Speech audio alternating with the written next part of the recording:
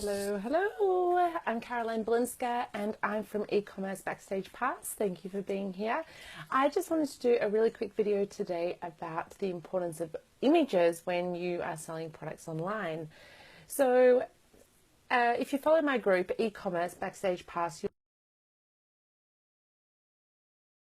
these videos, I actually bring them up. Each topic's brought up for a particular reason, and today's topic is brought up because I have had quite a few people this week coming to me asking for advice on their website and what they're doing wrong and why they're not getting sales.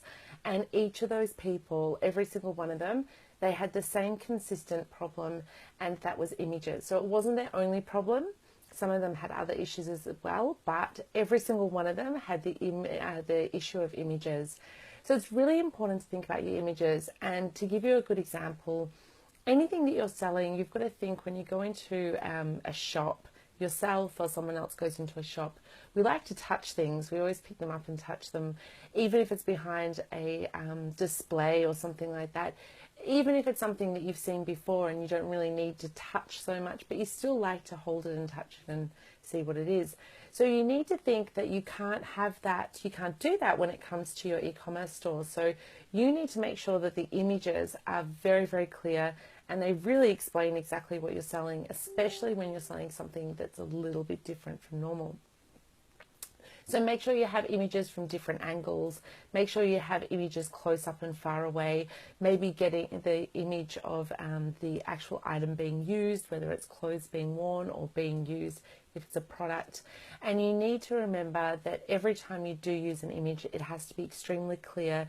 Don't put up any images unless they are really great quality images. Make sure they're not too big a file, so then your website doesn't load slowly, but you also want to make sure that when it is on a large size screen, it does actually look good on the screen as well. And then you also have to think about the fact that how does it actually look on the page? So one of the people that I was speaking to, actually two of the people I was speaking to,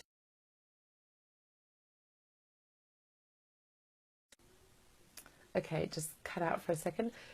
Two of the people that I spoke to, the actual image was, the images on the page were not all the same size. So make sure they're the same size. If you want to watermark your images, make sure you watermark all of them. Make sure that the branding is consistent, so the design looks similar all the way through. So make sure that whatever you're doing, think of yourself. Would you really buy from that shop? You know, we all have this biased against, oh, but I know that my products are really good. That's not a good enough excuse. So it doesn't matter how good you think your product is or you know it is, it can be the best product in the world. But now you have to prove that. And one thing you have to do is by using great images.